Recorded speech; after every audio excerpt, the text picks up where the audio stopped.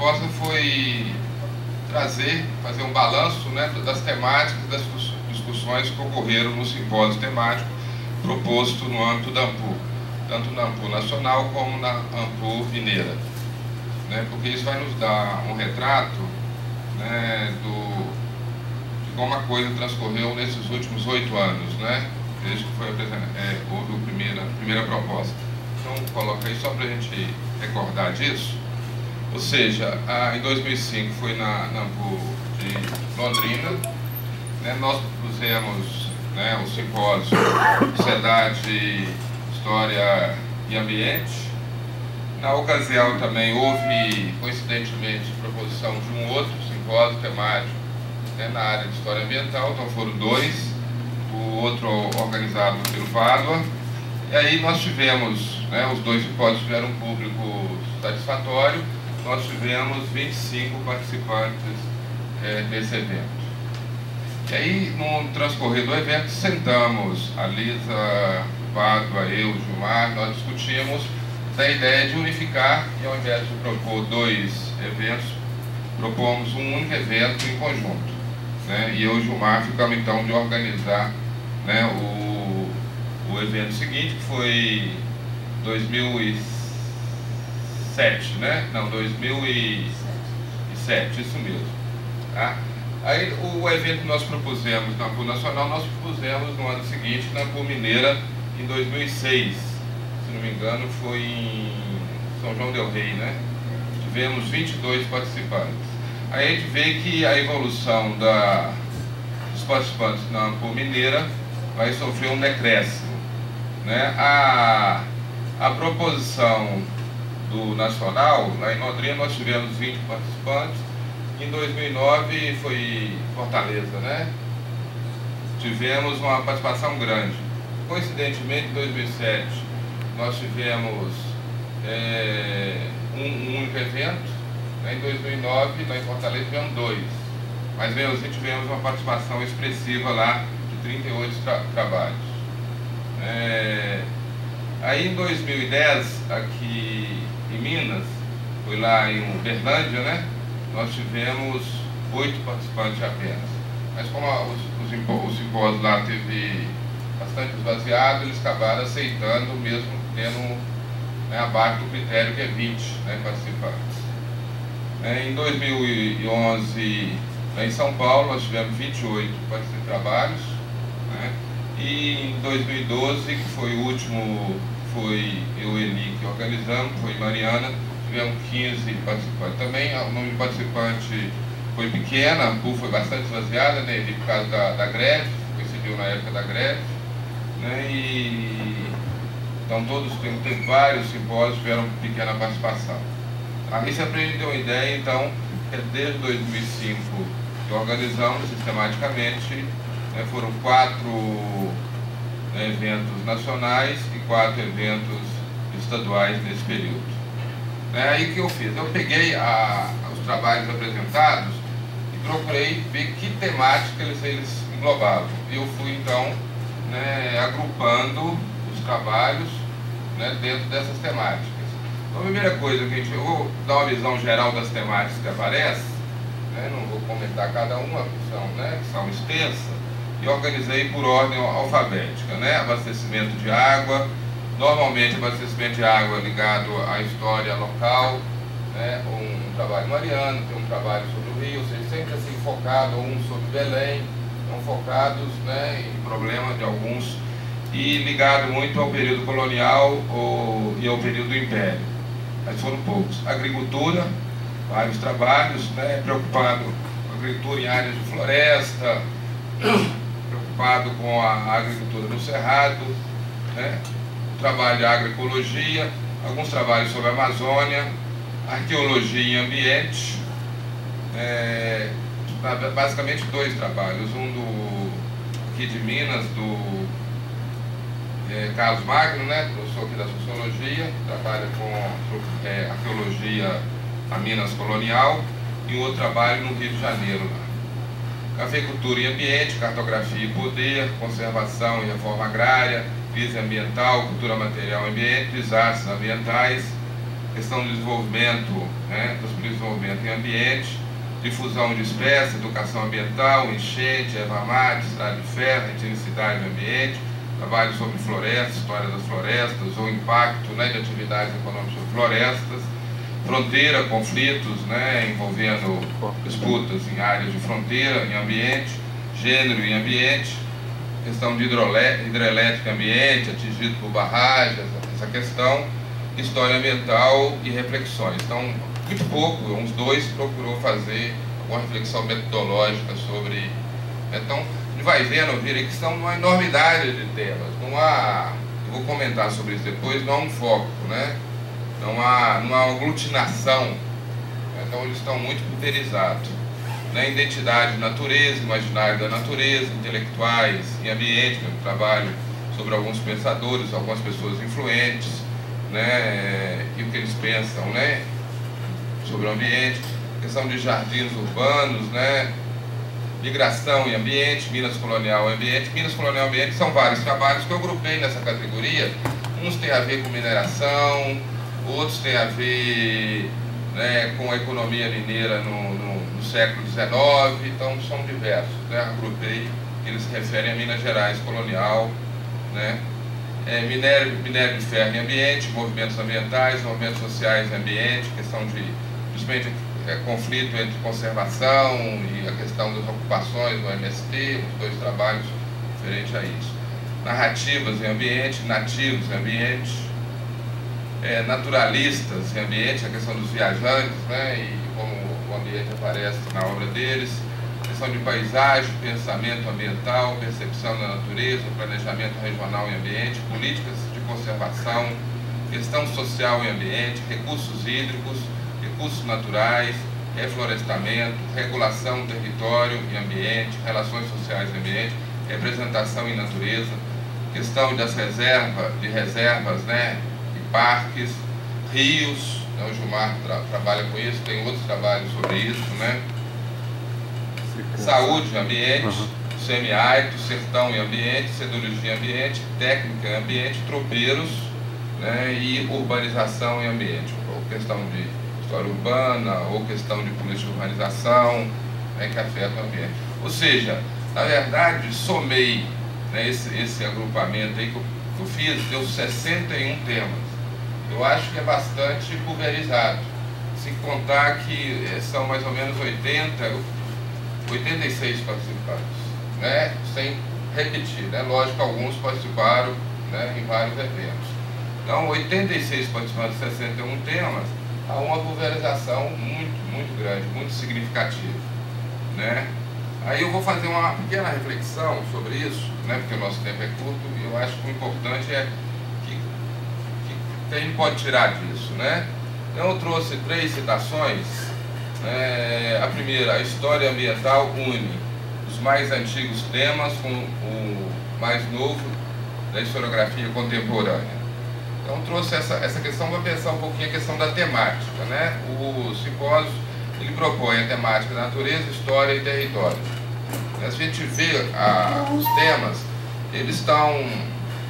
A gente percebe, a primeira questão que a gente percebe, que a natureza está presente, mas ela está presente em alguns trabalhos de forma mais inserida, mas na maioria dos trabalhos ela não é o centro da reflexão. A reflexão não é feita a partir, né, da natureza ou a partir do ambiente, mas é a partir da história, né, a primeira questão, né? E alguns trabalhos que preocupam em trazer o espaço, né, através do território, né, está preocupado, por exemplo, que os trabalhos que estão preocupados com a constituição, né, de determinadas regiões, a formação histórica de determinadas regiões ou de determinada localidade, né, também sempre os trabalhos eles dizem respeito sempre ao local, né? Quando tu estende um pouquinho do local, é uma abrangência regional, né? Está falando até na região, e essa regionalização está sendo dada normalmente pela geografia ou está sendo dada pela própria história, mas essa é um recorte mais ou menos arbitrário, né? Algum interesse que motiva a preocupação daquela região e, portanto, acaba enviesando em que o ambiente fica mais secundário ainda, quando essa preocupação traz essa preocupação com o espaço, né? Então, na questão das temáticas, o que eu percebo é o seguinte: aí a citação tem esse sentido. Eu acho que a história ambiental que nós produzimos ainda é bastante pulverizada do ponto de vista temático, e não há uma preocupação em rever, né, a historiografia, fazer uma revisão da nossa historiografia, no sentido de trazer para ela a questão ambiental. Eu comentava com a Eunice que ela, numa palestra que ela deu lá no evento, foi Desastres, né? Ela reviu um pouco da história, né, colonial a partir de uma perspectiva ambiental. Mas não existe nenhum trabalho que se proponha isso, né? Pegar os mais antigos temas e rever ele numa perspectiva nova. Ou seja, na verdade, introduzir o ambiente como uma variável fundamental na compreensão da nossa história, né? E, portanto, dessa forma, né, colocar para a historiografia brasileira a necessidade de um reposicionamento. Ou seja, aquilo que a história cultural, de certa forma, fez, né, nos anos 80, nos anos 90, né, e que forçou a historiografia brasileira a um reposicionamento, né, principalmente que ela vinha de um viés marxista muito forte, né, dos anos 70, inclusive foi quando eu me formei, né, a história cultural forçou uma revisão historiográfica. Acho que a história ambiental precisa, para incorporar, também fazer esse tipo de investida sobre, né, os mais antigos temas, e introduzir nesses mais antigos temas a questão do novo e a questão do ambiente, que aí eu acho que a história ambiental poderia se propor. É outra força aí, há poucas histórias nos estudos da natureza e pouca natureza nos estudos da história, né? Eu acho que a grande contribuição, né, que a história ambiental pode dar é realmente mudar um pouco a maneira de encarar, né, das outras áreas. Por isso que ela tem um papel interdisciplinar forte. Eu falo isso muito em função, 2006, se não me engano, eu participei de um evento do Fórum das Águas, um evento organizado pelo Comitê da Bacia do Rio Doce, que foi na cidade de Espírito Santo, Colatina. Aí estava uma discussão, né, para formar uma rede de ciência, tecnologia e inovação. Pessoal, né, várias pessoas da Universidade Federal do Espírito Santo, da UFMG, de Viçosa, de Ouro Preto, né, de Lavras, estava presente nesse evento, né? E eu me dei conta que eu era o único da história e o único da humanidade, o resto era engenheiro. Era engenheiro. E aí foi interessante o debate, que foi uma polêmica forte, virou até uma discussão mais ríspida, né? Porque a gente estava discutindo a questão do rio, tentei convencer ele que o rio não é só recurso hídrico. E não podemos entender o rio como recurso hídrico apenas, a gente tem que entender o rio como cultura. O rio tem uma historicidade e rio é cultura. E o rio significa coisas diferentes, né, conforme, né, os atores que estão enxergando o rio. Então, aquela forma de ver o rio era uma forma muito reducionista, né? E esse foi um debate interessante. Eu fiquei satisfeito que a dona do dinheiro, né, que era o coordenador lá do Fundo Setorial de Recursos Hídricos, entrou do meu lado, né? Então isso ajudou um pouco, né, de certa forma, a concordarem comigo nessa discussão. Mas ficou claro para mim nesse episódio como é fundamental ainda o esforço para mudar a maneira de pensar. Então acho que a história ambiental ela precisa ainda realizar um esforço, de certa forma, integrado, um esforço sistemático para realmente colocar a questão da história ambiental na agenda. Colocar o objeto que a história ambiental, né, lida na agenda. Mas na agenda não só dos historiadores, na agenda inclusive dos engenheiros ou dos formuladores de política pública, né? Então essa questão é uma questão, você precisa introduzir, né, os estudos históricos, não só introduzir a natureza nos estudos históricos, mas que introduzir a história, né, nos nossos colegas das outras áreas, principalmente das áreas chamadas áreas duras, né? Então acho que essa é uma questão básica. E aí, uma questão que eu vejo, que muitos dos trabalhos, eles tratam com fonte impressa, eles tratam com fontes de segunda, né, secundária. Há pouco trabalho ainda com fontes primárias, né? Eu acho que esse não é um problema só de quem lida com história ambiental. Acho que tem sido um problema recente da nossa historiografia. O pessoal que anda se formando agora anda meio preguiçoso de ir para o arquivo, sujar a mão, né, usar máscara, tossir, correr risco, né, de ter uma laringite, faringite, né? E mexer com fontes primárias é meio complicado, é um esforço, acaba sendo um esforço mais duro. Mas nós precisamos, da mesma forma que eu falei no início, ir sobre as temáticas mais antigas e revê-las, nós precisamos também, né, ir aos arquivos, porque é a necessidade de estabelecer um novo olhar sobre que fontes e sobre essas fontes. Ou seja, porque elas vão dizer, né, aquilo que nós perguntamos, e nós, historiadores ambientais, temos que estabelecer, né, uma nova relação com as fontes. Então isso eu acho importante. Porque se a gente vai só sobre o trabalho do outro, só sobre o trabalho impresso, acaba sendo mais fácil, né? Principalmente porque a maioria dos trabalhos derivam de dissertações ou de teses. Então aí o tempo é curto, a pressão é grande, aí a preocupação com isso acaba, né, fazendo que a escolha também leve em conta a praticidade de ter uma questão que garanta, né, o tempo mais curto, né? Então, a outra questão que a gente precisa refletir é sobre as fontes. Um terceiro elemento que eu trago para a discussão é aquela pulverização que eu falei antes. Então, acho que está na hora da gente, para contrapor essa tendência à dispersão, à fragmentação, pensar em termos de projeto. Ou seja, qual que é o projeto da história ambiental que é feita no Brasil? E, de certa forma, esse projeto indicar alguns rumos que possibilite um adensamento, né? Ou seja, que possibilite, né, a acumulação de massa crítica sobre determinadas temáticas, né? E porque a gente passa a ter clareza da direção que nós estamos indo, né? Enquanto que isso poderia ter se dado espontaneamente, mas quando ele levanta os trabalhos que estão sendo produzidos, isso não está se dando espontaneamente, está havendo uma pulverização muito grande.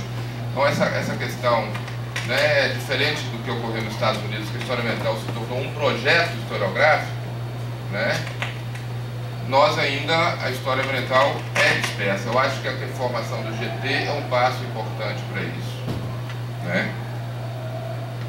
E essa última afirmação, o historiador ambiental participa do abismo entre a realidade ecológica ideal e a histórica. Isso é interessante porque eu vejo em alguns simpósios, quanto o colega que está apresentando, ele tem um viés, um pé no movimento ecológico ou no movimento ambiental, a abordagem dele se torna diferente. Se torna diferente porque ela traz um certo romantismo, né? Uma certa queda, né, por essa realidade ecológica ideal, ou uma crítica muito simples, né, sobre, né, a questão da degradação ambiental, né, e na verdade, né, por outro lado, a gente sabe que tem uma visão muito concreta, né, que eu chamei, que o autor fala histórico, a gente pode entender como.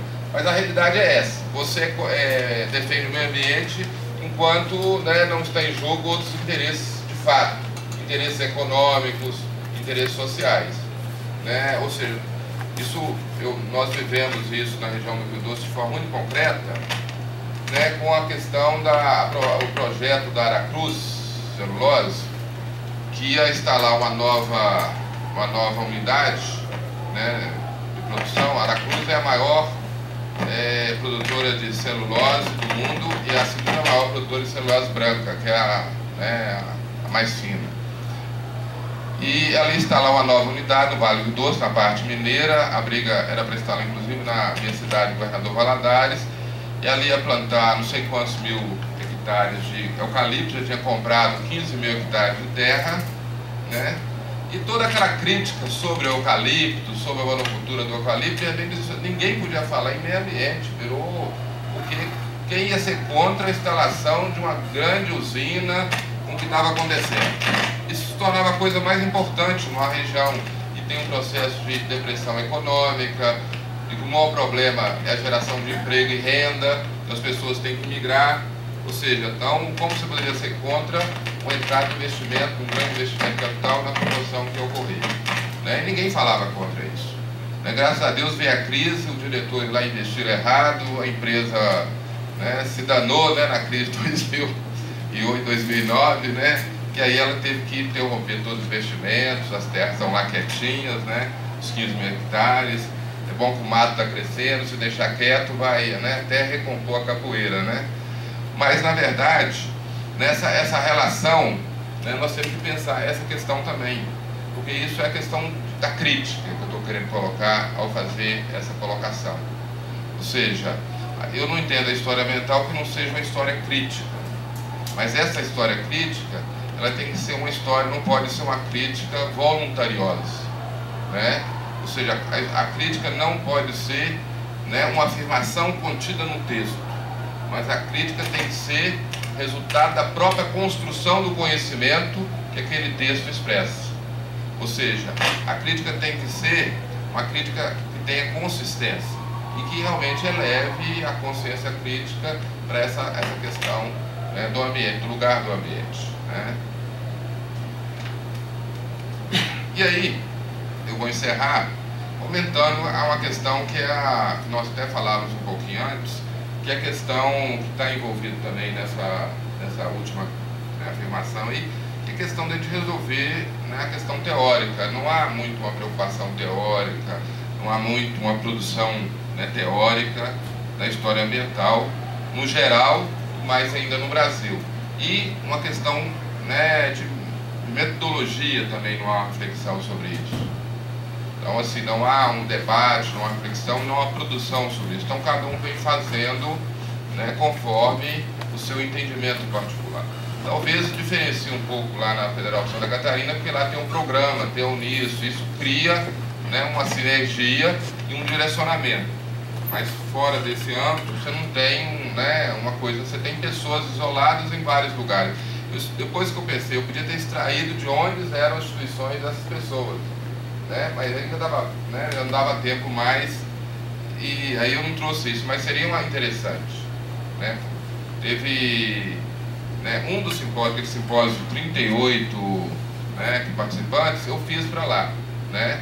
Lá deu mais de 20, né, instituições. Então há uma pulverização, uma aqui, outra ali, isso também, ou seja, andorinha sozinho não faz verão, né? Então e criar sinergia, um estando longe do outro sem comunicação, também é difícil, né? Então a outra questão fundamental, né, a necessidade de produzir massa crítica. Não conseguimos ainda chegar nesse ponto, né? Acho que nós estamos um pouquinho longe, né? Mas fora, né, a historiografia americana, eu acho que não tem um exemplo, né, que a coisa tenha chegado a esse ponto. Então, eu vou encerrar falando do projeto, né? A gente chama o projeto do Gilmar, que foi ele que incentivou, né? Mas o projeto do Gilmar está, eu, a Eunice, o Pardo, o Drummond, vários outros, o Eli, né? Estamos nesse projeto, que é a tentativa de fazer um pouco a reflexão teórica, né? E principalmente de ver como o espaço entra, né, na história ambiental. E aí o espaço significa não só o espaço em si, mas o território, né? Significa pensar a paisagem, significa pensar a região, significa pensar o local, ou seja, as categorias que têm a ver, né, com a espacialidade. Por quê? Porque se a gente está fazendo uma história ambiental, o termo ambiental, ele é um termo que pressupõe, né, a espacialidade. Não tem como você pensar o ambiental sem pensar a espacialidade, né? E as implicações que isso tem.